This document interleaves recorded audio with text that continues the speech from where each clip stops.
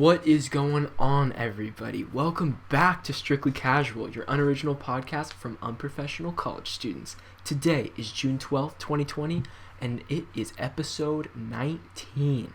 How you doing, James? 19, baby. Doing great. It's a big week. Big week for gamers everywhere. Week. We might only have two things on the docket today, but they're two big items. Big Chung guy. What are we talking about today?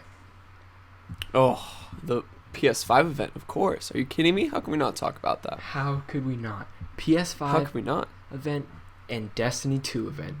Two of probably the biggest things this week. The biggest things this week, easily. Two of the biggest things probably in the past month or so. Now, I don't want to spend a lot of time making people wait for this, so just real quick, James, what have you been playing? How you been doing? Jump back into No Man's Sky. Sweet. Oh, yeah. Completely different game. Uh-huh. Yeah. Very cool. I'm hoping it keeps my attention. Like, I want to play it more. Right.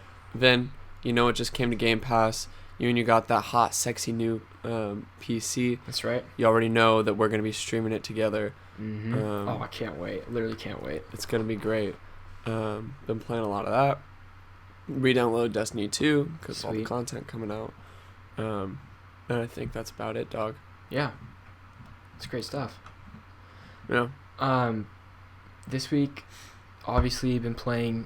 I got the PC all set up, so I've been playing Valorant on there. I got GTA on there from that Epic Game Store free thing a couple weeks ago. I'm running that in 4K at like 62 frames a second. It's ridiculous. It's so cool. Incredible. Those are the only. Oh no, I played Warzone on the computer. I could never go back, bro. I don't think I'm ever gonna be able to go back to 30 frames. You really notice it. Like, I played just like an hour difference, and you really notice it. But yeah, I re-downloaded Destiny, but I've only played like the first mission, so I'm excited to jump into all that content. Cause I paid for that season pass. I'm trying to get some stuff out of it. Yeah, dog. But that's it. That's it. That's that. All right. Vin, let's not keep him waiting. Let's jump right into it without further ado. So yesterday, 1 p.m., jump on the live streams, and there's PS5 event. It's the event that got delayed last week. It got delayed 1 week to this Thursday, which was yesterday as of recording. So me and James both wrote a bunch of notes while we watched it separately. So we have a little different things that we saw. So we're just gonna hit it beat by beat all the way through the event. Obviously, there's some things that we're going to spend a lot more time talking about towards the end. Obviously. And then there's some things that we might, I don't know, not as interesting to both of us that we might not harp on for as long. But let's just go for it, James. How did it open? Let's just go right into it. How did it open? With the biggest cock block in gaming history. Yep. We get there's just a lot of weird geometric shit in this presentation, but we love to see it. You mean weird like all the geometric graphics? Shit that we love to see. All the graphics between each game? Okay, yeah. Yeah, it's all the graphics, and then when it comes when it first starts, there's that giant black wall. Yeah. That has all the it's flowing and it's changing and stuff, and you're like, oh, this is the future. Right. And then you get the OG PlayStation diamond or the Sony diamond. So sick. Yep. And then you get a little highlight reel of PlayStation games, which was and then 20 seconds. Yeah, max 20 seconds. I thought it was gonna be a long. And thing. Then no, I'm kind of glad they kept it short. Me too. Because they packed a lot in here. Regardless of how big a lot of these games are, there's a lot of games in here. Right. A lot more than the Xbox conference. Yep. So you get the highlight reel, and then out of a black screen, you just get the Rockstar logo. Right. And everything in me is going, holy shit, it's GTA 6. They're doing it, baby. They're actually doing it. Yep, that's what I thought. And then we just got Michael saying something, or it was another character. And then I'm like, oh, it's GTA 5. And so my initial thought was maybe they're talking about the story DLC that they never actually released to the game. Remember, like, back in the day, I they said there's story about that. DLC coming, and then it never actually came out. So I'm like, maybe this is that. Nope. It's just saying that GTA 5 is coming to PS5 and being remastered again, making it probably the first game that is available across 3 console generations. That's crazy. And the thing is, James, this is gonna sell again.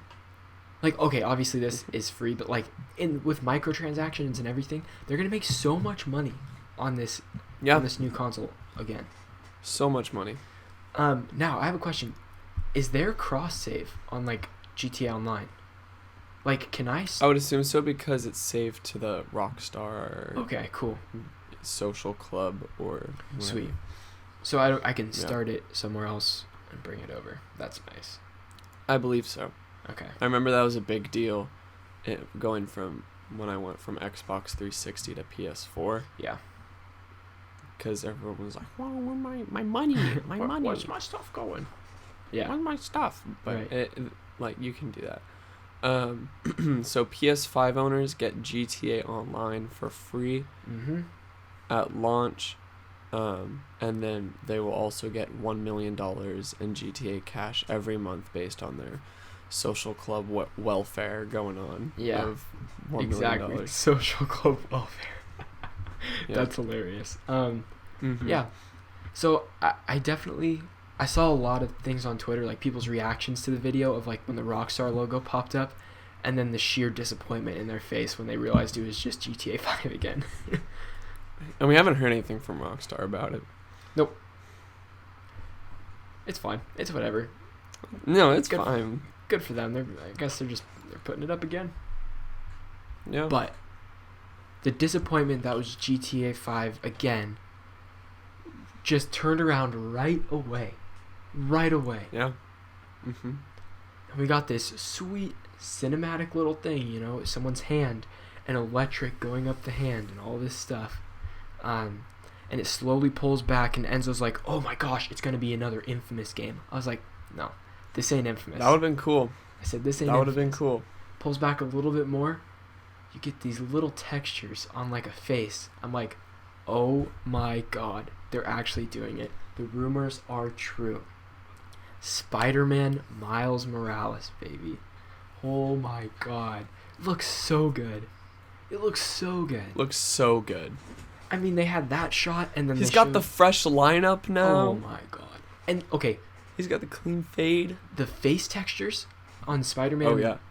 On the PS4 were a little iffy to me. They're just okay. This is leaps and bounds better. Holy crap! Looked so good. It's incredible.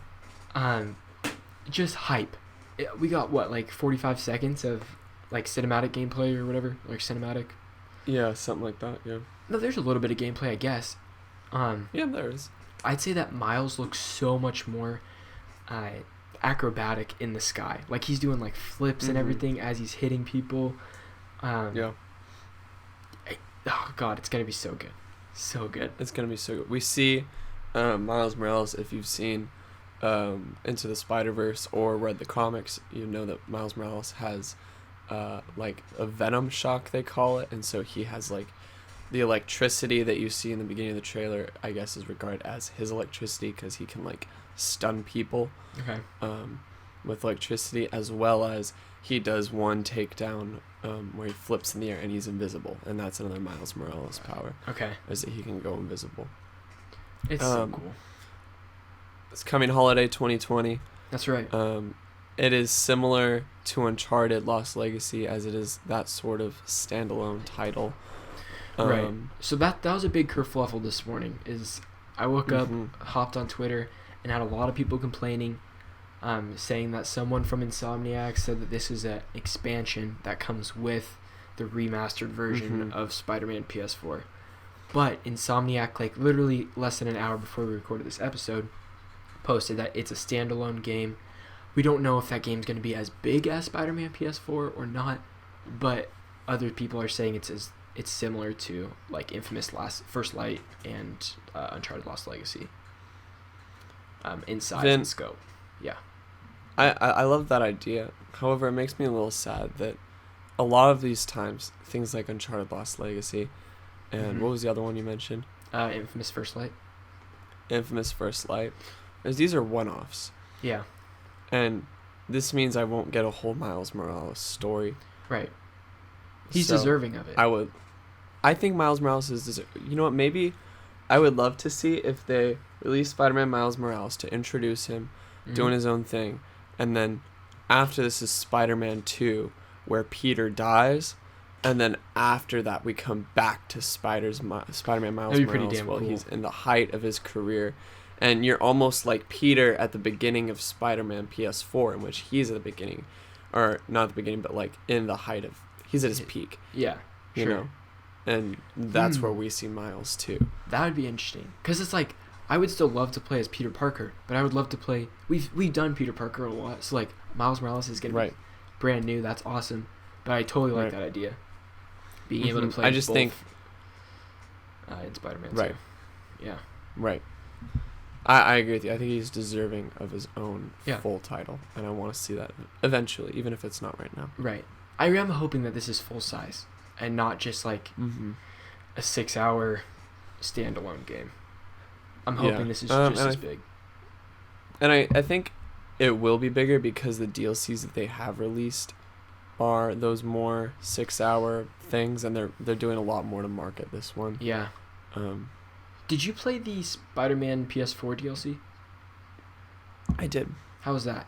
I mean, I love that game so much. Okay. I haven't played it though. Okay. I think it's worth playing. Okay. I think it's on sale right now. Absolutely. It's challenging. It adds a lot of challenge to the game that I thought was like well needed. Good. You know, because once you start to get those core mechanics and those, you start to create your own kind of combos that you do. Then I think it adds a lot of enemy variety. Yeah. That is really cool. Nice. Good stuff. Good stuff. Going straight from Oh, sorry. I'm trying to think if there's anything else to add from Spider-Man. Or for it, but I'm excited no matter what. Like, don't get me wrong when I say I would be more excited for a full game than an expansion, but no matter what, me too. No matter what, I'll be playing this on the PS5. And support this. You have to put in perspective a little, because this is also coming out holiday 2020, and I'd much rather prefer them put out a Uncharted Lost Legacy, so to speak, and out like a year after the game came out. Yeah. Rather than having a full another game come out a year after the original title, because I want them to take their time with a second game. And I know this is kind of jumping the gun, but Insomniac is 2 years ago they put out Spider-Man, or 2018, right? That was around Red Dead time. I thought it was 2019. Oh no, it was 2018. Yeah, 2018. Yeah, it was fall 2018. This is only 2 years later. A whole nother game plus James. They've been working on Ratchet and Clank, a whole ass new game, which we'll get to in a little bit. That's 2 AAA games that they've been working on. That's insane. So it would totally make sense to me if Miles Morales is not a full game, but I really want it to be so badly. Yeah. Yeah. Right there with you, man. That's all I got on Spider-Man. Great. We have the token PS5. Next gen Gran Turismo. Every generation they release a new Gran Turismo. The subtitle is The Real Driving Simulator, or it's either The Real Racing Simulator. That's always been their slogan since way back. Oh, okay. Never mind them. All I have in my notes is looks real AF, and then also kind of looks like a mobile game. I say that because of the UI. Right. You know, when they zoom out and there's the map of the city, and then there's the lady in the square talking to you. It's funny because I wrote something about the UI also. Wait, what'd you write about the UI? Well, pretty much I said that it looks kind of open world, but also like racetrack. So it looks like there's a blend of both. And I used to play Gran Turismo 3, I believe, on the PS2 with my dad all the time. We would play this game. Or maybe it was the PS... No, yeah, it was the PS2. We would play all the time. We'd try to unlock all the cars in there. Because you could do split-screen co-op in that game. Or not co-op, but, race, all that kind of stuff. And I think the UI looks exactly like the PS2 UI, except, a little bit more modern. It looks more modern, but it functions exactly like the PS2s did. And I was like, holy crap, it literally looks the same. But maybe it doesn't need to be different. It works, I guess. And Gran Turismo has a huge following, too. And I'm going to say that about a lot of games here that I'm not necessarily excited about. But, I mean, Gran Turismo is not Forza. But they want it to be like Forza, I bet. Because they don't have a flagship racing game like that. Sure. And Forza, I want it to add in or incorporate elements of more of a Forza Horizon sort of deal. Yeah. Because I am really drawn to Forza Horizon more so than like typical Forza or Gran Turismo games because it has that open sort of hey, Need for Speed Heat, man. One of these days I'm actually going to get it, okay? You've been talking about that for like a year, man. I love Need for Speed so much, except for a couple games that are terrible, like are really bad. But I love it. That's all I got on Gran Turismo 7. All right. You're up. All right. The next one that we saw was Ratchet and Clank Rift Apart. I read someone tweeted the logo and said that they read Rift Apart as fart apart because like the letters are segmented and so it looks just like fart apart. I thought that was pretty funny. So I haven't played the last Ratchet and Clank game, but I've heard really good things. Did you play it, James? I didn't beat it, but I played it. Okay. I said it looks pretty cool. Brand new full game will take use of ray tracing and fast load times on the PS5. And I said the gameplay that they showed had amazing particle effects and textures. Like awesome. It looks... It's just basically...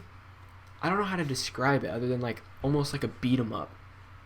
Like that's what beat 'em up platformer. It's a shoot 'em up. Yeah, shoot 'em up platformer. The art style looked cool. The voice acting's always pretty cool, and like those in the Ratchet and Clank games with like the comedy do you know that who they do. Voice acts Ratchet? I don't know. Good question. Great question.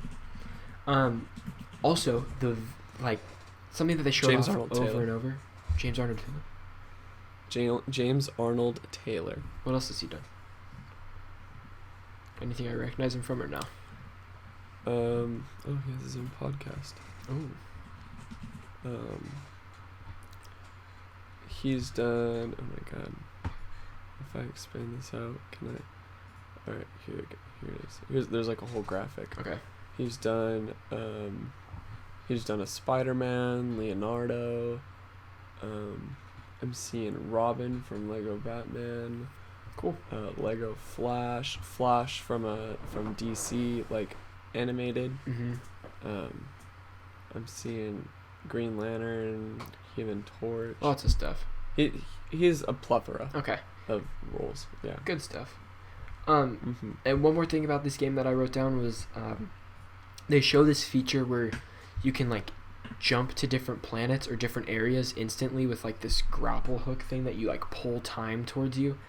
And someone was explaining it like they wouldn't be able to do that on the PS4 because they're really loading in a whole new world and stuff like that PS4 wouldn't be able to handle.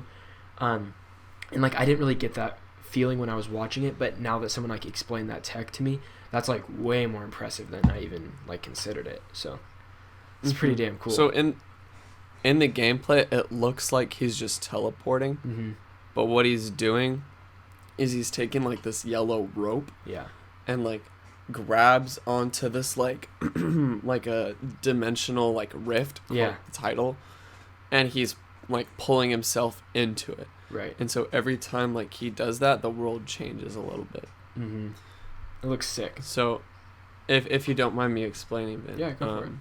I wrote down some notes just on the premise of the game. So it's all about these dimensions that are collapsing, and so as a result there are these dimensional shards that the idea is Ratchet and Clank jump in and out of from dimension to dimension, and each one is very different. Like you see one where they warp into like an area with like aliens and dragons, and they're like riding dragons, and then they ride into like pirate ships, and that's where you first see like the particles, because these pirates like shoot like a cannon at you and like their guns, and you just see the sparks and everything fly everywhere, and it's gorgeous. And then I just wrote so many particles. Yeah. Because they look there's great. So much stuff going on the screen at one time. Yeah. And it was like, and it was taking it. Like, it wasn't no frame stuttering or anything like that. It was taking it. Right. And then at the very end of the trailer, there's two significant things.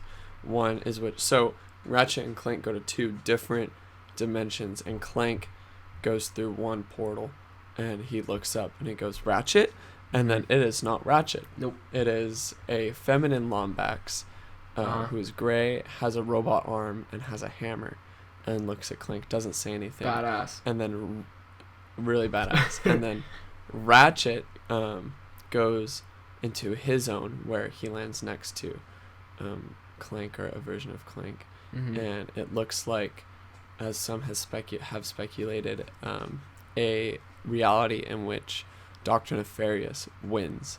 And so it's like big city and like kind of like desolate. Ooh. And so Ratchet goes, "It's too late."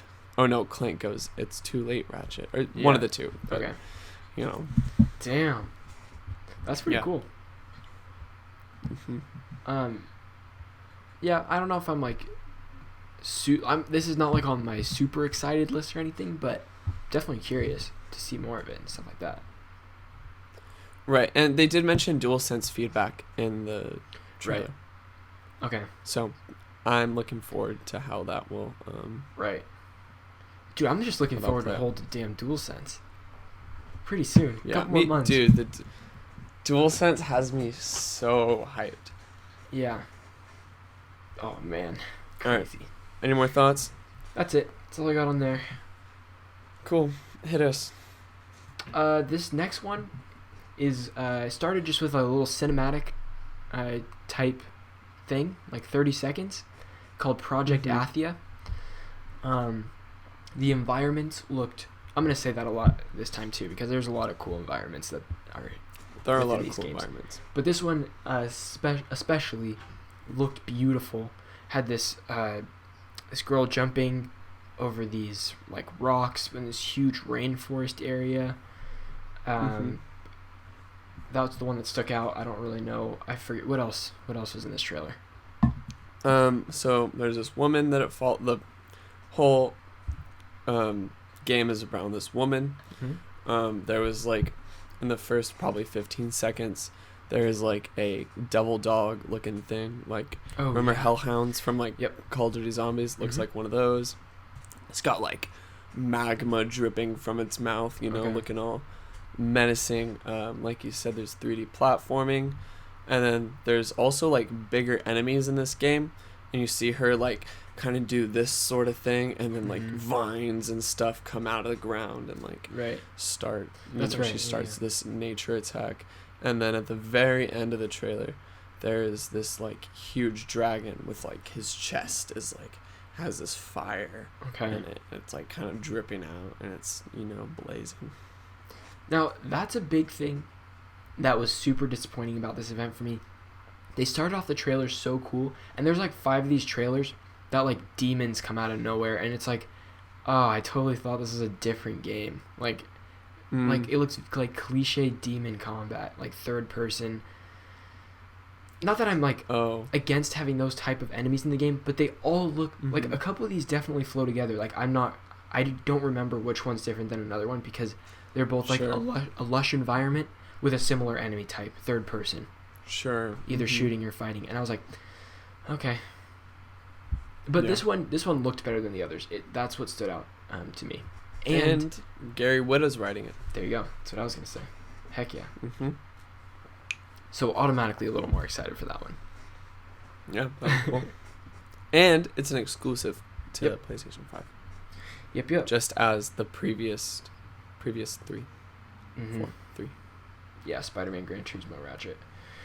Alright, that's all I got on Project Athia. We got a lot more games to go through here. Yep, let's keep it rolling. Take the next one. I don't even know how to you're right. You did Project Athia. Yeah.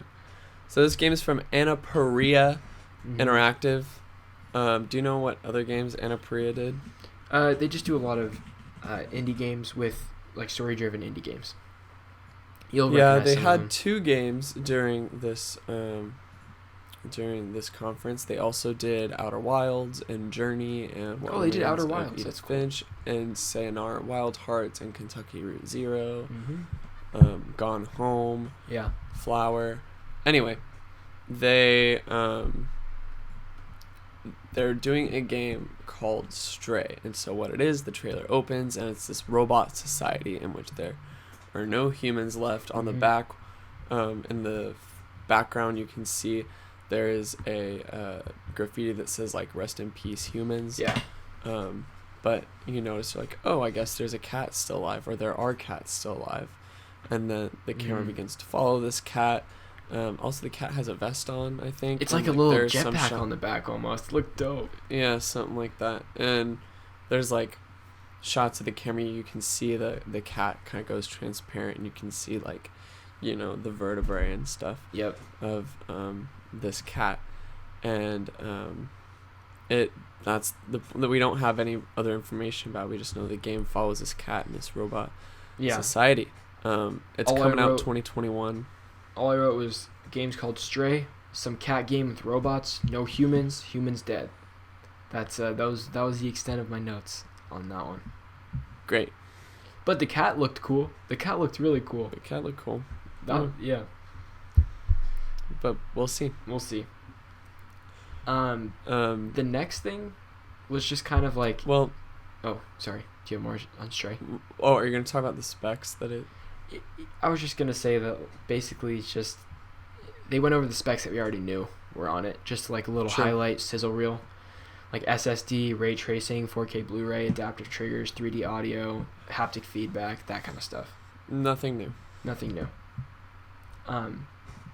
But it had a cool graphic of like the PS or the DualSense like coming out of these like little jelly balls, and like it was cool. I don't know, I was all about it. Yep. I was with jelly it. balls. Yeah. The main theme of the conference, jelly balls. Yep. That's it. Take it away then. Okay. The next game shown is a new franchise from PlayStation first party, called Returnal. Right? Did I get that right? Yeah.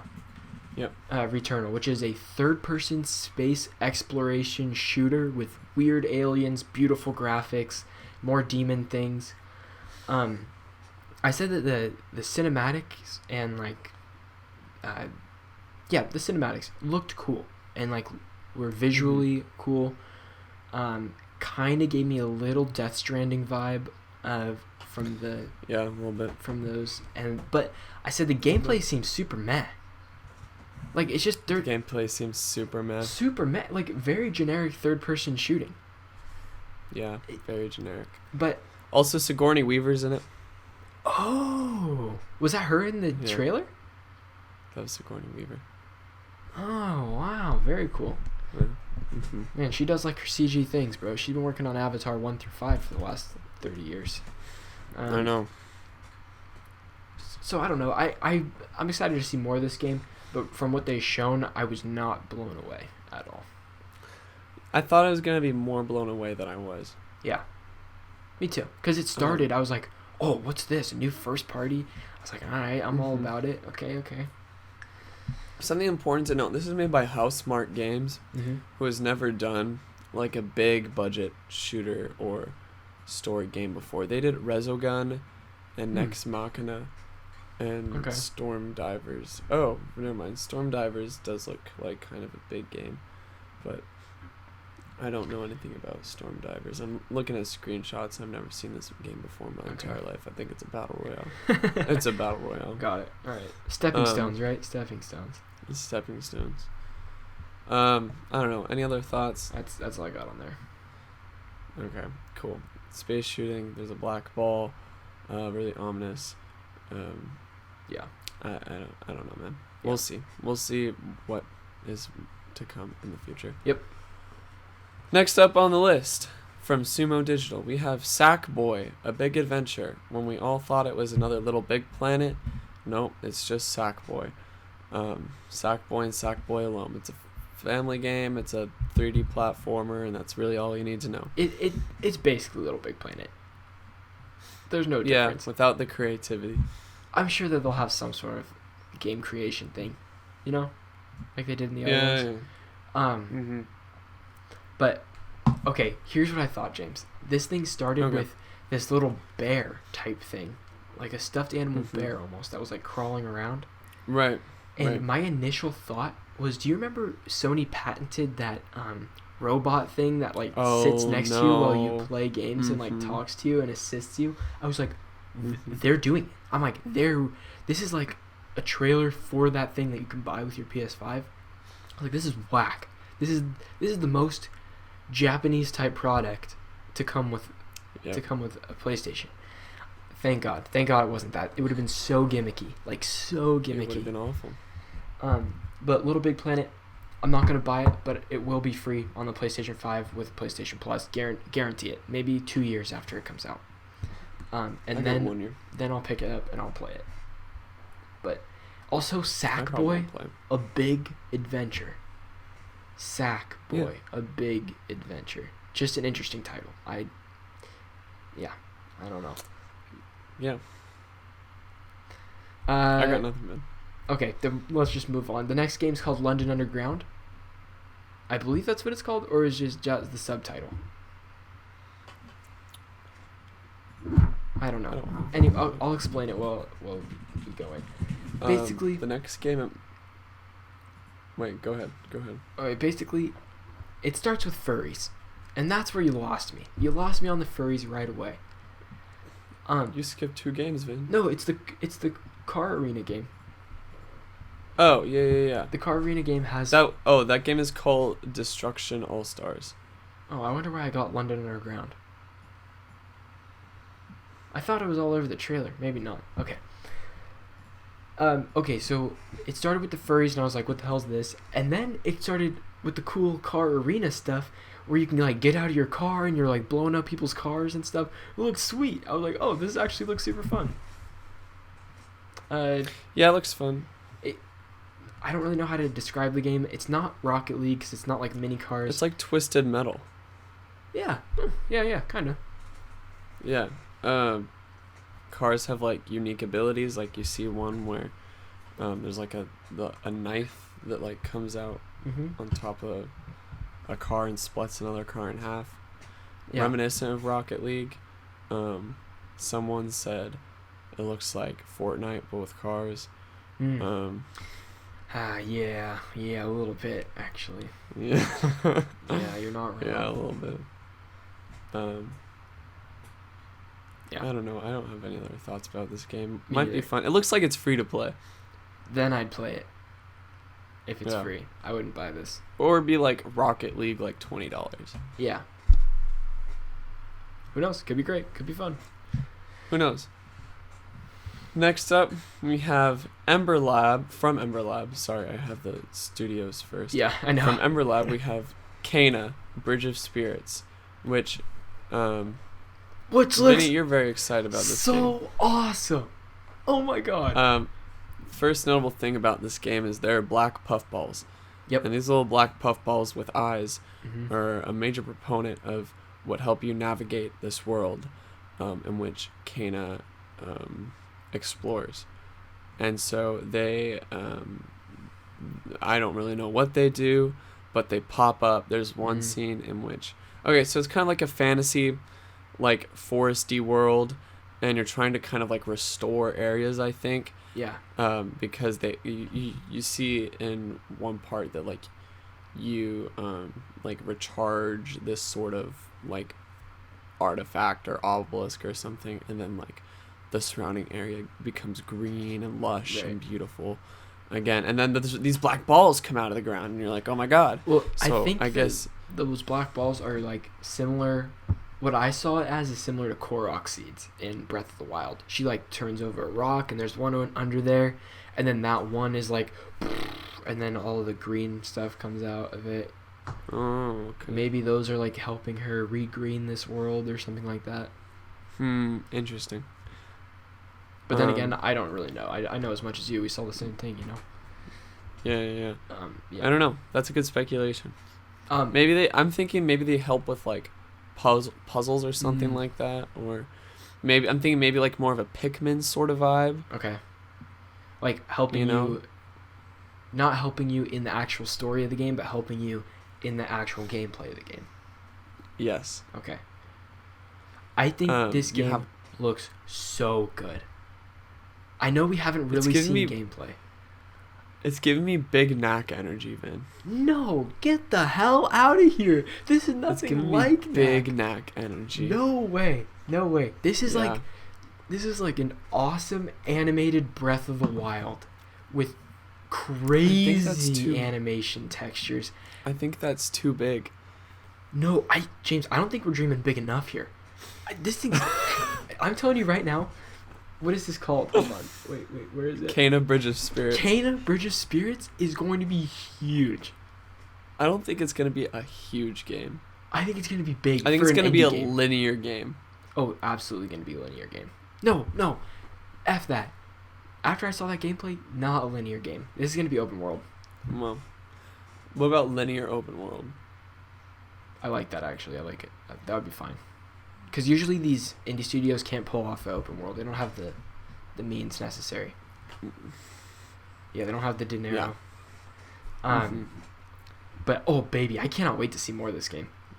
And I don't know why I'm so excited, but I just thought everything about it was so cool. Like, soundtrack was so cool.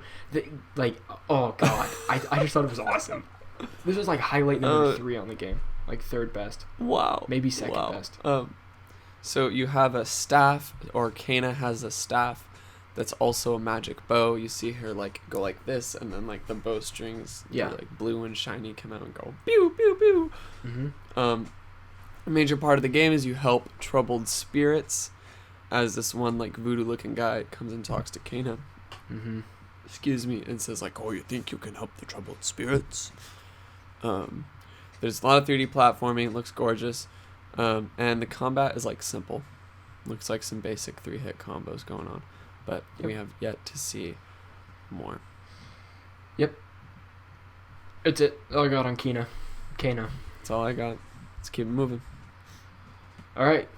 More furries, baby. Wait, did I just take that last one? More furries. Or did you take it? I don't know. No, I did. Okay. More furries. I said I just can't do it, man. I can't take it seriously. Now the trailer seemed, I'll give it this, the trailer seemed like it was trying to tell a very emotional story in a very Life is Strange type teenage angst type dealio. But it's with dragons and furries. Like I'm not gonna be able to connect to dragons and furries where I could probably connect to like an animated style storyline like that. The game's called Goodbye Volcano High. And I have no interest in playing this game.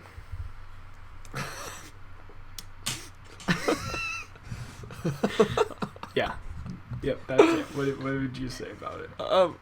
Maybe Sony is trying to like sell to that furry sub-market. They might, and I don't mean to discount. If you're a furry watching this, there's no ill will. Okay? This is the only other games they've done are Nog and Lara Croft Go. Lara Croft Go is not very good. But Nog was a good puzzle game. Never played it. It was for PSVR. Oh, that explains it. That explains why I haven't played it. Okay. Yeah, it's a coming-of-age tale about a band. Yeah. And hey, could be great if it was animated with real people. I was really tempted to write coming-of-age tale. Like a dragon's tail. Yeah. Yeah. Okay, that's all I have. Next up on the list, we have Oddworld Inhabitants. From Oddworld Inhabitants, Oddworld Soulstorm, which is a new Oddworld game. I know that's big for a lot of people, and it's, as far as I'm concerned, it's still a side-scrolling platformer. Yep. And that's all I need to know. I have nothing to add. Besides, the cinematics looked good. But I could say that about a lot of these games. They're trying to put their best foot forward, you know what I mean? So, I mean, there's nothing special that I saw. that really grabbed me or anything. Yeah, no. Yep. Next. All right, next, Ghostwire Tokyo. That was the game. I think that's what it's called. Some of these I'm not really sure what it's called because they have different title cards throughout. So like I don't know. I get confused. We saw Ghostwire Tokyo gameplay. It's a first-person, more demon combat type dealio. You have powers, kind of powers, right? You have like fire and ice powers. Yeah, that looked pretty cool. The only thing is it looks super arcadey. So like I'm watching this, I'm like, oh, it seems like maybe I could drop in for like 20 minutes and like there's little arenas that I can battle in first person, but nothing's really grabbing me like, oh, but this it's a looks like horror cool game. I didn't get it's really like psychological horror. Like I didn't get that at all from the trailer. Like I believe you. Like it does the environment is supposed to be like creepy. Got it. But you look at the combat, yeah, and you're like, oh, this is just like the same 4 attacks over and over. Yep. But I don't know. They're pushing this one. If you looked on Sony's like Twitter and stuff, they have 4 pictures of like games that they announced, and this is one of the 4 they posted. Like, this is one of the ones they're pushing out. Maybe it was Instagram. I don't remember. Maybe it'll be cool. Yeah, could be. Maybe oh, they did Evil Within. Those were the last 2 games. Evil Within 1 and 2. And those were received very well. Yeah, received very well. So, I mean, they know how to make good games. Yeah. We'll see. I'm guessing this is still coming out in 2021. Yeah. That's all I got on Ghostwire. Cool. From Super Brothers, we have Jet: The Far Shore. This one, it opens up and you're like, oh, this is like a rural, kind of maybe like a Japanese town, something like that. Mm-hmm. And then it goes from very rural, kind of stylized, highly washed out color palette. Yep. And it goes to like the camera pans up and you see a space station, and the space station goes out, and a lot of this game, it looks. Nope, just keep going. Sorry. Okay. A lot of this game looks like it's gonna be like flying smaller spaceships like across different planets. Yeah. And you see some go through ocean planets, and it was very interstellar, in which like it goes through the huge wave. Yeah, and it's super. The camera's like super far away from what's happening, so like you're getting this vast scope to make things look very large. Right. It looks pretty sweet. Like I like the style. It's very that they're going Journey. for here. Right. It is. It does look kind of Journey. It's Journey not in terms of like core game, maybe in terms of core gameplay, but not in terms of like style or camera angle or the way it's like built. Right. It just reminded me of that kind of atmospheric exploration game. Yeah, I got that. Super Brothers made another game called it's called like Sword and Sorcery. Yeah, Super Brothers, they made Sword and Sorcery, which is like a I played it as a mobile game, but I think it came to some of the other platforms. Okay. And it was like an very highly stylized 8-bit game that follows like 2 brothers who will go through this like whole adventure, and it's very good. Like Sweet. Great soundtrack, great storytelling. I'm really looking forward to this when it comes out this year, holiday 2020. If it's cheap, I'll play it, because every single one of the games that Super Brothers does never fails to draw me in, and really like few games make me feel like as emotional as Super Brothers games. Like, because they just do such a good job at building atmospheres. Sweet. That sounds like a rave review of I love Brothers. Super Brothers. Yeah. Like one of my favorite indie studios that doesn't get enough praise. Sweet. Yeah. Then I will be looking for more stuff on that too in the future.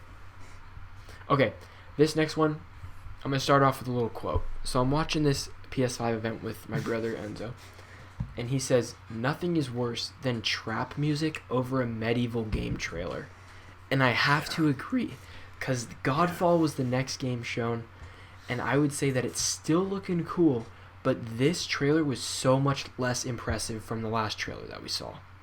So much less impressive. Like my hype level went from like, okay, this is gonna be sweet, to like, okay, it might be okay. Yeah. But it looks the same, or it looks like what we saw. It's third person. It's like, what is the similar game? I'm losing it. I don't know. What are you thinking of, Ben? I'm sorry. I don't know. It's like third person combat medieval. Are you thinking of Dark Souls? No, because it's not like Dark Souls, but because you can play with other people. Fable. Maybe you said Fable earlier. No, you didn't. That was another person. I don't know. Anyways, I'm less impressed, so now I'm excited to see more stuff, so that I can actually get a read on what this is actually going to look like, because trap music did not do any favors for you over your trailer at all. No. Sorry, Gearbox and Counterplay Games. Yeah. Combat looks very samey. Just looks like the same 3 or 4 combos over and over again. Didn't see any cool takedowns or combat animations that made me really go, whoa, that looks like a lot of fun. Yeah. They want you to feel really powerful. And they made a big point about like getting like god-like armor. Yeah. That does cool stuff apparently, but they didn't really show that. No, so. They didn't. I don't know. I'm whelmed. Whelmed. Yep, exactly. I was like, okay. Alright, what's next?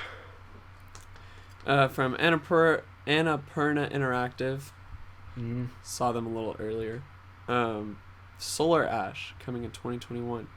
All I have on this, it's from the Hyperlight Drifter devs. I don't think we saw much gameplay. No. Ben, did you got anything? I wrote roller skater animation girl. That's what I wrote. I didn't see what like what the gameplay is gonna look like or anything like that. Just kind of the art style. That's all it really showed. Yep. Okay. Sweet. The next one they showed was a new Hitman, and Hitman games always have top tier CG trailers. The trailers for all of these Hitman games in the last 5 years have looked crazy. I'll never forget Hitman 2's where they're in the snow and he's like breathing and you can see that frosty breath coming out. It just looks so good. This one, no exception, looks amazing. It looks like it has very more diverse environments, and Hitman always uses those environments into their gameplay, and that's like one of the best compliments you can give that type of game. Like basically they market it to replay a mission over and over and have so many different ways to do it, and I like that. I've never been like super into Hitman 3 games, or Hitman games in general, but it's fun for a little while for me. I enjoy the loop of it. Of like dying, I like a lot of variety, and going in again, and trying it out, a new approach. It's cool. It is cool. I have dope club bass, a lot of people in this trailer that we don't know, or I don't know. And then they said like, oh, here's a little gameplay demo, and it just showed him in Dubai scaling a building, and then it was a classic party infiltration, and then that's it. Classic. I know. It was very Mission Impossible with the helmet scaling the building and stuff. I was like, okay, yes, Tom very Cruise. Mission Impossible. In my notes, I have Sony is a fucking tease, because this is the first time that we think they're gonna show the console, but they don't. But we saw the UI. We saw the opening screen. Like when opening screen. When you turn on your PlayStation 5 and it says like see health and safety manual or whatever crap, then it says click PlayStation button, and there's this new like a sound that plays after it clicks. I cannot wait to listen to that a million times when I boot up my PS5 over and over again. I wish we saw more, but I'm glad we got what we got. Next, as good as Hitman 3, I might say. Astrobots. slam my head against this desk. Yep. That's all I'm writing down about this. I have my notes. I wrote, nobody played Astrobots on PS4. Who's going to play it on PS5? It's a little... Okay, I'll give it due diligence. I'm giving it a hard time, but... yeah. I'll give it due diligence. It is a good, like, tech demo thing for the DualSense controller, because that's what it was for the DualShock 4. Yeah. Or DualShock. Yeah, DualShock 4. Yep. So yeah, there. That's that. Great. Okay, this next one was probably in the top of my showing. In the most impressive games that I saw at this event, called Little Devil Inside. This, like, I couldn't get a sense of what exactly the gameplay is, because you do so much stuff in this gameplay. There was hunting, there was a little bit of combat. He was in a boat at one point, doing all this stuff. Love the art style. Looks super cool and well-rounded. Like, it doesn't look like you're doing the same thing over and over again. And so that was pretty drawing. It also looks hilarious. Like, it was very serious, and then they had, like, little jokes in there, and I was like, oh, that's actually kind of funny. That's cute. I don't know. I'm all about it. Yep. It made me smile then. Yeah, me too. Me too. Do you have any other notes on that one? Yeah. So it follows two characters, an old man who lives like a fairly normal life, and the other is like an adventurer. And we don't know if that's like his son or grandson, but he's like an adventurer. It looks like it could be a game that's big on like bosses. As you see like the character running from a dragon and fighting a werewolf and a kraken and like an elephant bat thing. And I think the idea is like you're like a hunter or like some sort of adventurer, and you go around and you kill these giant beasts. Okay. There's sand penguins at one point, which is really cool. You're like, it's like in Avatar: The Last Airbender when they ride the snow penguins, down the not there slope. Yet. But except in sand. It's like in the first few episodes of the show. Oh. I'm blanking. Anyway. I'm blanking. Sorry. It also should be noted that in one of the stores in the like grandpa's environment, it does say Schmeat. Schmeat. One of the signs. SCHMEAT. So that might be the name of my character? No, I just think it was funny. Oh, Schmeat. Very nice. Okay. And then we had NBA 2K21. Which looks really cool. I'm probably not going to buy it. Yeah, I'm not going to buy it either, but the graphics look so good. The graphics look so good. And they've always That's all I have. They've always been good on graphics because what they can do is they make the stadiums very nice. They make them all look very good. They're not working with a huge open world. They can focus on making all the players look good and stuff like that. And that's why these games, they really are looking better every year. I can't say that about like all these yearly games or anything, but I'd say the NBA and Madden games usually look better every year. Yep. That's all I got. That's all I got there too. Okay. Next game called Bug Snacks. Game of the show. No. Alright. Bug Snacks. Here's what I wrote. Creepy ass spider strawberries, crocodile Dundee looking otter with a curly fry hand, from the creators of Octodad. This is probably going to be pretty fun. It's going to be pretty great. I'm thinking it's probably going to be actually really fun. Yeah, me too. If it's anything like Octodad, it's going to be fun. I don't know what else to say. I wrote down you are what you eat because that's kind of the basic idea. Yeah. When the characters like eat a certain food, they like manifest that food on their body. Yep. Yeah. Okay, Bug Snacks. Yep. Demon Souls remake. Holy fucking shit. Big ass everything. I I've seen a lot of stuff on Twitter of like I've been looking at the comparisons between the original Demon Souls and the remake, and it is uncanny. Right. It is incredible. Great. The difference. Yeah. It is absolutely night and day. No, it's like a remake. It's not even just a remaster. No. Yeah, it's a remake. Whole game remade. I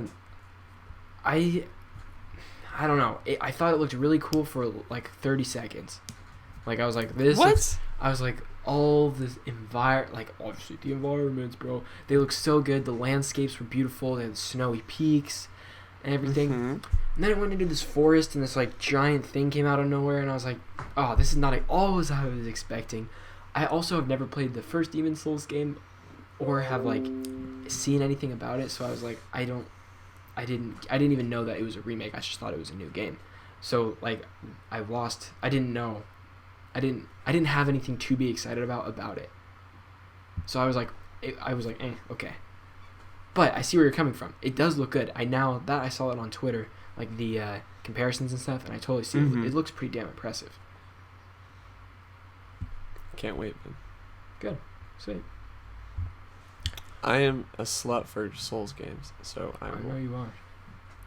Honestly, I was really thinking that Bloodborne 2 is going to happen during this conference, just a little bit. And I was like, I can't wait to see James' reaction. Can you get an F for Bloodborne 2? We'll get it eventually. It's okay. Because next week will be different setup. Maybe we can live stream that reaction. Hopefully. God willing. God willing. Next game shown was called Deathloop, and while some of the stuff in here looked a little bit generic, I also think it looked pretty damn fun. It's a first-person assassin time loop game. There's superpowers where you have to like go backwards in time and forwards in time. It showed like this guy using his hand to like swipe enemies to the side and shoot them, and go like forwards in time, and he like falls behind him and like all this weird cool stuff. It's like someone's hunting you while you're doing these missions, or you're hunting someone else too. I don't really get everything about it, but it looks super stylized and super fun. It's like Dishonored, but with guns. Yep, exactly. Except I think you can restart the time loops yourself. I think if you're like, I don't really know how the core mechanics work. Me neither. Also, do you think that the other assassin is played by another person? Like, do you think it's multiplayer, or do you think it's an AI? It seemed pretty single player, like an AI. Like that was your enemy throughout the game. But I also don't know. I imagine they could do cool stuff with multiplayer. Sure. Having like a 1v1 or 1-on-1, and you switch roles of the sniper assassin thing. That'd be cool. Could be cool. I don't really know too much about it from what they've shown. But I'm definitely intrigued. Is there a date for Deathloop that they showed? Not that I saw. They also didn't post a date for Demon Souls. Yeah. But Bugsnax is 2020. Yep. Bugsnax is coming out real soon. Curly fry hands. Yeah. I don't really have much else on Deathloop. You're trying to kill 8 targets. Yep. That's it. Okay, James, we just hit 1 hour, and we haven't finished the PlayStation conference yet. We're almost there. We're really almost there. We're almost there. Plus, we have the Destiny event that we'll have to kind of skate through. We can do it. To skate through it. We can do it. We can do it. Is it my turn? Yep. All right. A few months ago, we had a leak about Resident Evil 8 Village from Nibel on Twitter. However, now it is confirmed that it is in fact Resident Evil 8 Village. With the title card, his story comes to a close. I don't know whether that's in reference to Chris or to Ethan, who is now the main character. But you get a classic creepy grandpa with a shotgun. Yep. Starts out in like a forest, a snowy forest. And then we see Mr. Creepy Grandpa, who like shoots at the main character but misses. And he's like, whoa, and then he freaks out, token creepy grandpa, and there's like, I wrote, there you got witches, you got bitches, you got zombies, you got Hammerman, and you got werewolf guy. Yep. A lot of occultic shit going on in this game. You have the final panorama of the environment is this like village, like this rural village, as the name would suggest, in this kind of valley, and then to the right there's this huge castle. So I can imagine that a good portion of the game will take place in the village, and then more probably the latter half of the game will take place in the castle. Sure. And then that'll get when you have into like, there's one point in which there's like a crowd of women who are like around you, and they look very like affluent and posh, and they're like, oh yeah, I remember that probably shot. doing some occultic shit, of course. And then at the very end of the trailer, Chris Redfield, very old and very he's a big dude, shoots your wife at the end. That was brutal. That was like intense. That was very intense. So basically that was the end of the trailer. Right when the trailer started, I was like, oh my god, this looks so cliche. I said, castle in a horror game, old people with guns, dead animals, how original for a horror game. Here we go. But then as it went on and we started actually getting characters and like a little bit of dialogue and stuff, I was like, oh, okay, all right, this looks interesting. And then I was like, oh shit, Resident Evil 8. Like it didn't even cross my mind that it was going to be a Resident Evil game at all. I was like, okay, pretty basic ass looking horror game, but I've never been a big Resident Evil guy, but looks interesting enough. I'm will sure get around to playing Resident Evil 7 now because of this. That one's Biohazard, right? Or Resident Evil 7? Yeah. Yep, you got it. Sweet. That's all I got. All right, let's move on to the next one. This game is called Pragmatica, and it comes out in 2022. Now, or what is it? Oh, Pragmata. Damn it. Yeah, just Pragmata. Damn it, Pragmata. It's okay. I boofed. All right. Also known as Death Stranding 2. Yeah. So, I said spaceman walks through streets of New York, kind of thing, with like LEDs and like giant signs all around him. There's a little girl. There's a hologram cat. A satellite breaks through this fake atmosphere towards him, and like the spaceman pulls out this like shield thing that like bounces the satellite off of him, and he goes into space with the little girl, and they land on the moon, and it looks very cool. I wrote specifically that, where is it? I wrote that it looks oddly original in a world with cliche space games. Now that might be just from the kind of trailer that we saw. I might see more of it and change my opinion on that, but from what I saw, totally interested on whatever this is. I have no idea what kind of game it is. And this is made from Capcom, so weird games are not out of the ballpark for Capcom. And I'm really looking forward to what they're going to do. I love Capcom. They put out some really good games. Definitely Death Stranding vibes, though. You're right. Definitely Death Stranding vibes. I got nothing else. Me neither. It looks really cool. All right, 2 more big ones. 2 more heavy hitters, and then we're done with the PlayStation. 2 more heavy hitters, and we're done. Horizon 2, Forbidden West, coming soon. Yes. So there's right off the bat, you see a lot of like, there's a beachy scene, and you see like crabs on the shore, and they're doing their thing, with the voiceover from Aloy, and then she like goes and dives into the water, and she has like a little rebreather thing, and she's swimming among like some water animals and water robot animals, and there's like underwater cities. Aloy looks the exact damn same. There's one point that Aloy like comes across this hurt fox, and I say, "You are now a veterinarian in this game." There's a giant swamp turtle. Yep. At one point, Aloy goes into like a cave, and there's like a Japanese like writing on this box, and there's like a holograph holographic dragon that like starts swirling around her. And there's desert. So overall, I think the point of the trailer was there's a lot more diverse terrain in this game. Something that the first game was very big on, in which you had like the foresty south and you had the winter north, and then everything to the west was like all desert. So I guess they're capitalizing more on terrain diversity here. Oh, also there's like super desert, like as in like desert, like sand, like just sand, like just sand, and you just see more variety in terms of robots. Like you have pterodactyl robots, and like at the very end of the trailer there's like a war party of like an opposing faction who have these giant mammoth robots. That looked awesome. It was super Lord of the Rings to me. Seeing like a bunch of like soldiers walking and then the giant behemoth like elephants, people riding on top. Like I was like, all right, that's pretty cool. My fear is that this game is the exact damn same as the first one. Yep. I wrote that I wish I was super excited about this trailer. I feel like me too. I feel like I'm in the minority of people that are not as excited for this game.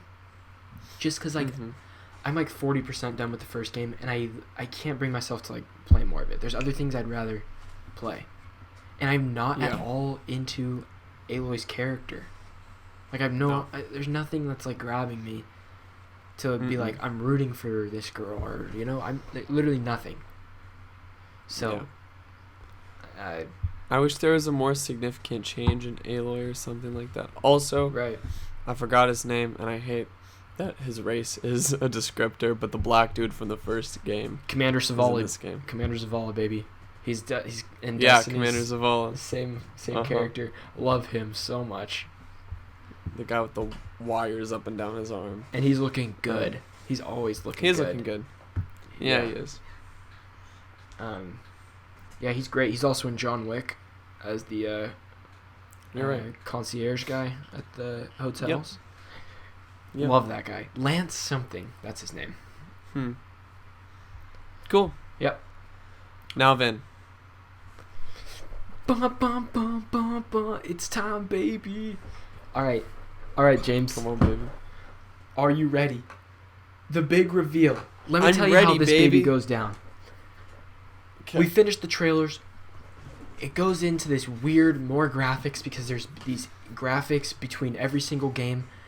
And Enzo's making fun of me because every single time a game trailer ends and these graphics happen, I'm like, oh my god, this is it. We're getting the PS5 box. Like, it's actually happening. I was like, holy crap. But we get a very long graphic, and I was like, this might be it. Like, we might actually be seeing the box today. There's all these ripples. You get the X, square, circle, triangle. And then these things start to open. They go to the side. There's this black thing behind there. And then I don't exactly know how it totally reveals right off the bat, but we get the console. We get the console. Yeah. We got it. I'm sure you've seen it. I'm sure you've seen it by now. It's literally everywhere. If you have any interest in seeing this, if you have any interest in watching this podcast, you've definitely seen a picture of the PS5 by now. But true.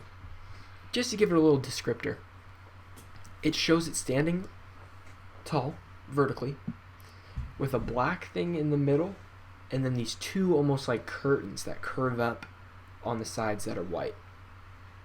It's like a router wearing a white jacket. Yes. And it's growing on me. Right when I saw it, I was like, I don't know, man. I don't know. But I have to think about it this way, James. It's not the pizza oven. We are looking for a next-gen console, not another black box that we have, you know? Yeah. And they delivered. We wanted something bold, but we weren't ready to accept something bold. And now that they have something bold, I'm ready to accept it. And they did it. I think it's a good... I was reading something on Twitter, and it's like they said Sony built this console with like the idea of how it would look in like a 2020 living room. Like they wanted it to fit in with like a modern space. Yeah. And I think they delivered. I think so too. I saw this one picture of like just a broke ass apartment with like one of those huge like leather chairs and like a shitty like TV stand and everything, and then it's just the PS5 photoshopped in there and it looks totally out of place. What was it? Yeah. I'm just so interested. I'm gonna get it. I don't care. I don't even care what it looks like that much. Like I'm glad it looks cool. It looks great. It looks great. Now, here's also something it looks like an alien artifact. The DualSense controller has these like blue glowing things like right under the touchpad on the sides, and it's like the same angle with the blue glow on the PS5, and I was like, oh, that looks so cool. Like I noticed the blue glow, but when you look at it next to the controller, it's like, oh, this is sick. This is dope. I'm all about it. Cool. Now, oh yeah, go. You go for it. No, go ahead. Okay. They announced 2 versions, not 1. 2 versions of the PS5. We have the PS5 standard and the PS5 digital. And the digital is exactly the same. Oh, digital edition, yes. Exactly the same from what we know. Maybe it has a bigger hard drive or a smaller hard drive, who knows. But, I mean, like visibly it's the same, just without a disc slot. Without a disc slot. And so as a result, it's a little slimmer on the side without a disc slot. Honestly, I think that the digital version looks a lot better than the standard edition, because I think the curves help it. It looks perfect on the digital, whereas it's absolutely symmetrical. Yeah, on the standard, it has a little push out on one side where the disc slot goes. Although I will be getting the standard if there's not... If the price difference isn't like $300, then I'll get the standard. Yeah. I agree. I want that 4K Blu-ray player, baby. So bad. Yeah, that's nice to have. Very nice to have. Okay, Vince. So along with the box itself, they also showed a lineup of accessories. And Vin, yes, they did. As we go through this list, I want you to say whether it is included with the console or not. Okay. So right off the bat, we have a controller. One controller. Do you think it's just one controller or 2 controllers? One controller. Yep. One controller. A charging station. Does not come with it. That's my guess. HD camera. Does not come with it. Media remote. Does not come with it. 3D Actually, audio headset. The media remote, I'm on the fence about, but keep going. I think the media remote comes with. Okay. 3D audio headset. Not coming with it. They're gonna charge like $150 for that. But wait, let's talk about this after. Keep going through the list, and then you brought up a great point to me. Yeah. That's it. That's all I have. Okay. So real quick, in a perfect world, that would be awesome if all of those come with it. But I think that makes the price so much more expensive. And PlayStation still wants to go cheaper than the Xbox because that's how they won the PS4 era, and that's how they're going to want to win this era. I don't know. I feel like it would be an extra $200 with all these things in it. But you brought up a great point yesterday. We called right after the event just to like give our quick like, oh my god, we have to vent about or just talk about what we just saw. And you said that they're stressing the 3D audio of the PS5 a lot, so it totally makes sense for them to include a 3D audio ready headset for you to enjoy your games on, which totally makes sense. I just think that they're going to try to sell that separately for like $100, $150. I think they need to be all in on 3D audio. Yeah. In a way that which they advertise, and I think the way that they do that is by selling it with the 3D audio headset. Yep. What about the camera? Do you think the camera comes with it? I'm gonna say camera separate. Okay. I'm curious to see what they do with the share button and the PlayStation camera and like all that kind of stuff. I mean, obviously I'm going to try to streaming all off my PC now, but the PS4 was pretty ahead when it came to like streaming to Twitch or broadcasting to YouTube and stuff. If I want to see the PS5 like so much more ahead, where like you can integrate that with OBS and like stuff like that and stream from there. That would be awesome. That'd be so cool. That'd be very cool. And you can host it all off the PS5. Now that might be a little bit of a pipe dream and a feature that not everybody would use, but I'm just trying to think of they do these giant leaps in technology from that standpoint. So I'm hoping they're developing at least something for that. Yeah, I'm right there with you. I don't know what else to say about the PS5. If you haven't seen it, go check it out, because like our opinions might be completely different than your opinions on that. Yep, no price and no storage. They didn't say there's a storage difference. They already have specs of the storage. Yeah. Some people think that it's going to be a different storage between disc and digital, but I disagree. I think it's going to be the same amount of storage. Yeah, probably. I would see it being the same. That would lower manufacturing costs if it's all the same. That's all I got on the PS5 event. I'm so damn excited. Now I just gotta wait for the pre-orders to go live, and then. Okay. Well, we are now going into the Destiny 2 event. We're an hour and 15 minutes into this podcast, so we can just kind of run through lightning round, baby. We're gonna. Here's what I'm gonna propose. I'm gonna read through, James, and you just interrupt me with things that you see differently or that I completely missed. How does that sound? Sounds great. Okay. Here we go. Destiny 2 event happened on Tuesday. Pretty hyped about it. It was all from home, or they did the 6 feet apart for the social distancing and everything. The whole event started with a working from home update from Bungie as the countdown was going for the event, how they were working, just like all that kind of stuff. Right when the event started, they had 8 minutes of silence for George Floyd, and I thought it was pretty powerful. I thought it was like, this is well done. Yeah, I just thought it was a good move on their part. No.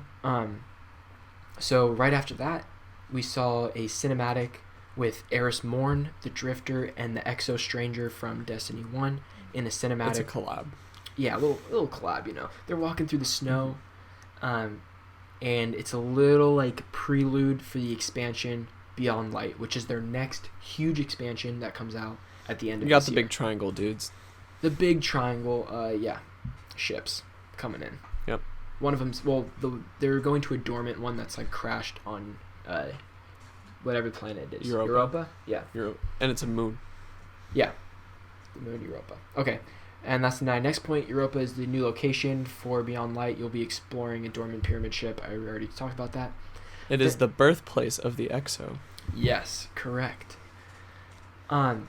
So they also showed a little sizzle reel trailer for Beyond Light, and I'm starting to have, like, all of these Destiny trailers are starting to look the same. They do the same thing. The reloads. One more thing, Aramis, which I think is the stranger, she wants revenge against the Traveler. Right. That's part of the story of the Shadowkeep campaign, I think. Okay. Yeah. I don't remember that, but that's okay. So yeah, they had a little sizzle reel trailer, and all the trailers starting to look the same. It's like 3 Guardians running. You get the reload, and it's just a bunch of action. So that's kind of, whatever. It's just showing more new content.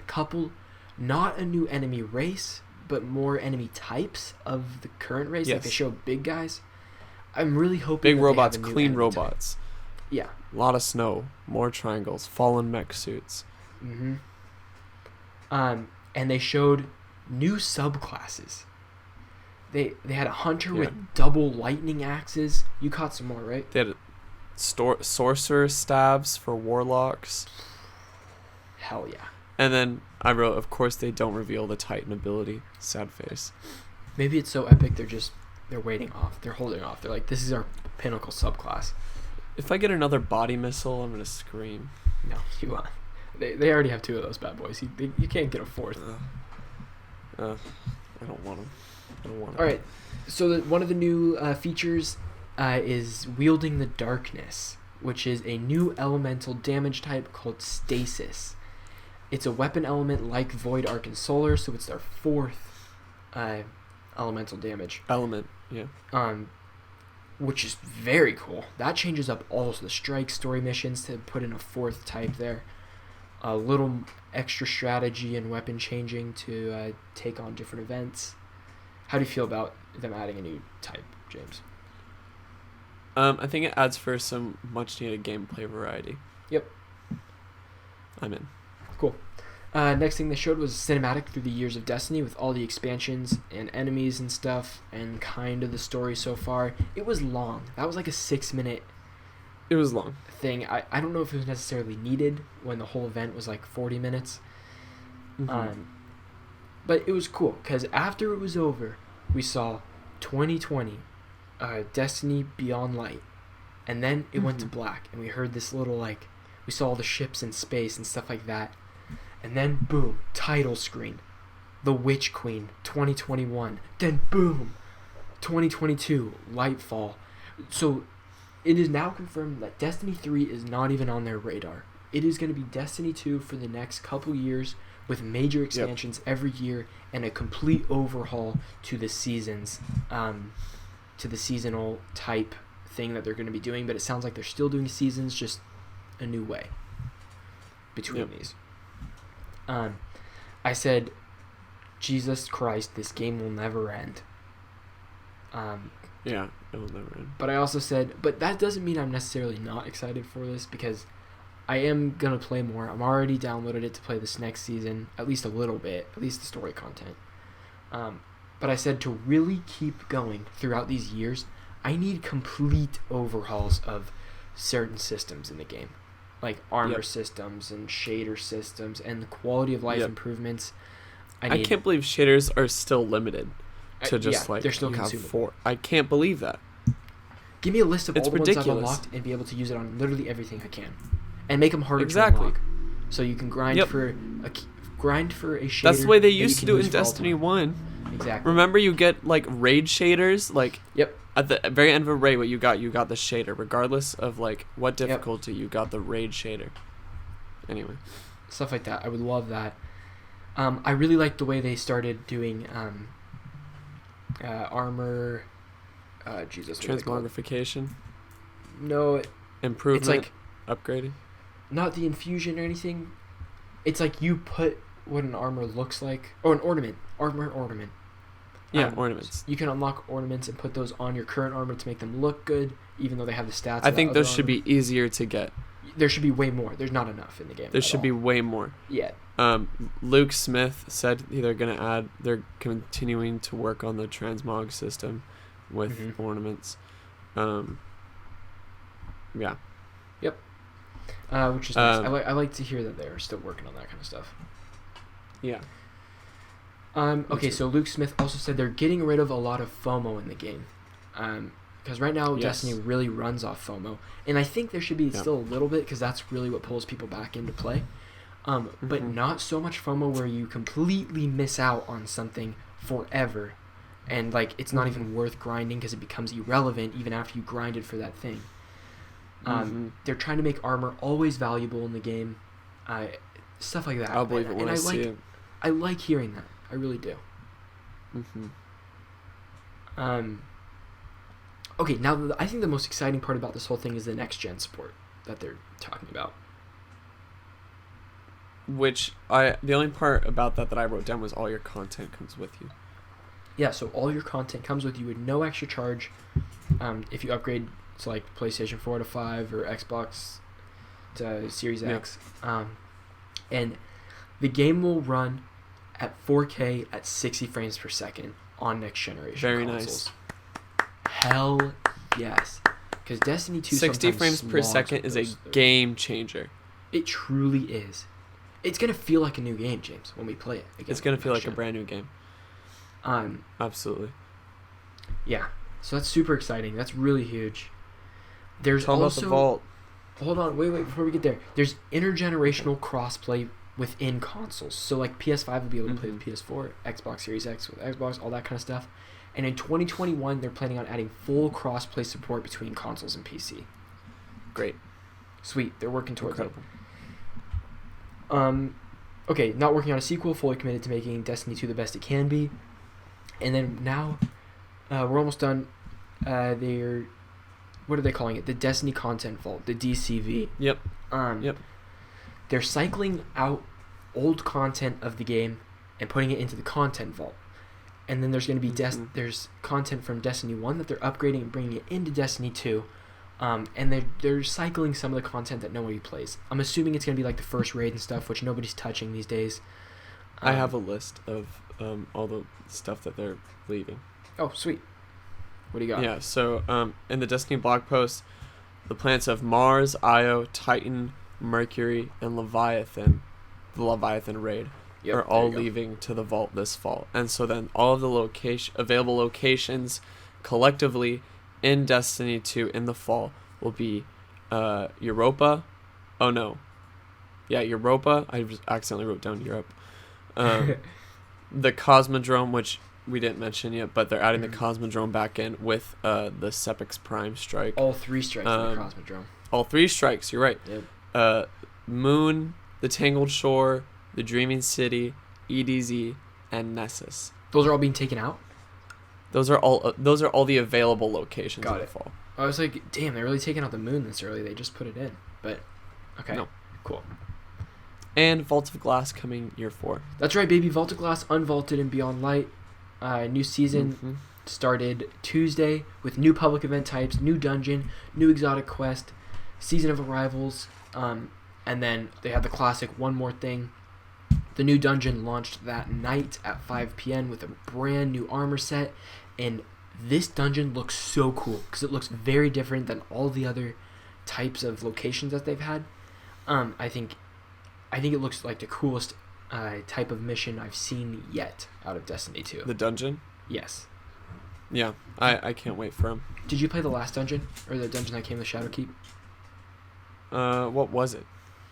It was all on the moon. I don't think I played it. Okay. It was kind of hard to grind there. I got carried major. I feel like I barely did anything in it. But it was fun. It was hard. There's puzzles and stuff. It was like a small raid. Wow. So if this is anything like that... How many people is it? One fire team? It's 6. Yeah, it's a... Oh, it's full 6. Yeah, it's super cool. Cool. Yeah, so that's one of the reasons I really want to play more Destiny right now, is so I can level up and play this dungeon, because it looks super fun. I'll play with you today if you're free. We should play tonight. That'd be sweet. Okay, and then okay, and that's the Destiny 2 thing. That's the Destiny 2 event. Yeah, I'm excited. I'm excited for the future of Destiny, even though it's kind of it has its ups and downs over months. Even it has great months and really terrible months. Yep, we'll see how long I can keep myself engaged. Yep. I keep wanting it to be more of an RPG than an MMO, but Bungie's very insistent on making it an MMO now. Mm-hmm. So we'll see how that continues and works out. Yep. All right, we got a little. It's time for random fun stuff, Vin. That's right. Random fun stuff. Start us off. Xbox accidentally leaks title of a new EA game titled Star Wars Squadrons. This comes from IGN, and this is the place in which Star Wars Maverick used to take place, presumably. Yep. Highlighting aerial/space combat, single-player campaign, multiplayer. It's coming to consoles and PC this fall, and it features iconic Star Wars ships. Now this is That's all we know about it. This came from the Xbox store. It's on the front page of their store for like in 20 minutes or whatever, and someone saw it, got all the information. Incredible. It's taken down now. But that's a big leak. That's a huge leak. Huge leak. Okay, next, Need for Speed Heat gets crossplay and a large update comes to Steam now. It's your game, Vim. Dude, they're still updating it. You'll love to see it. Yep. No Man's Sky gets full crossplay and is out on Game Pass for PC now, and Game Pass for Xbox One as well. Yep. Great. All right, now James, this one. Last night at midnight, the review embargo for Last of Us 2 lifted, and oh my gosh, I was very emotionally prepared that it was not going to be as good as the first game, because sequels barely ever are. Naughty Dog has only had hits, and I was like, this might be the first one where like we might see like a 7, or like pretty divisive. Like obviously it's gonna have good storytelling and stuff, but maybe the story doesn't hit or the gameplay's not as crisp or something. But oh boy, my worries are gone. IGN 10 out of 10, baby, a masterpiece score. I didn't read the whole review because I'm trying to hold out on as much information. I just wanted to see the scores. It's at a 97 Metascore right now. It's getting a lot of 10 out of 10s, but also it's getting a couple 8 out of 10s on like GameSpot, right? Or Games Radar gave it an 8 out of 10. GameSpot gave it an 8. GameSpot gave it an 8, and a lot of these like 8s are citing that it's too violent. It's overly violent just for the sake of being violent, and that's one of the reasons. The storytelling is top notch. That's what the review said on GameSpot. Stuff like that. But I'm so excited, dude. We have less than a week, 6 days till I'll be able to play Last of Us 2. Wow. 6 damn days.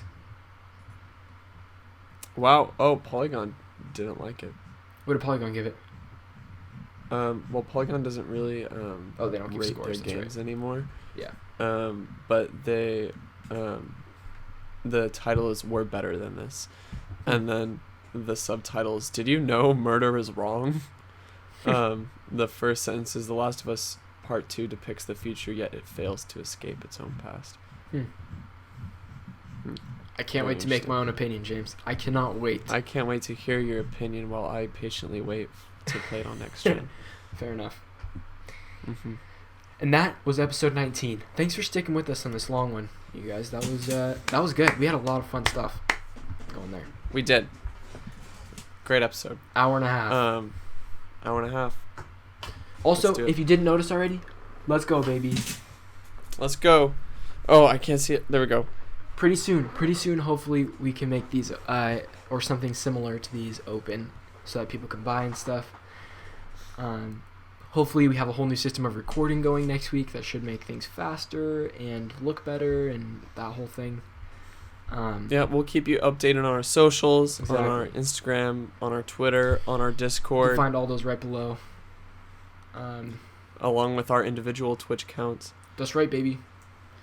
All right, and that's a wrap. That's a wrap. I'll see y'all next week for episode 20. Episode 20, baby. Let's go. Let's go.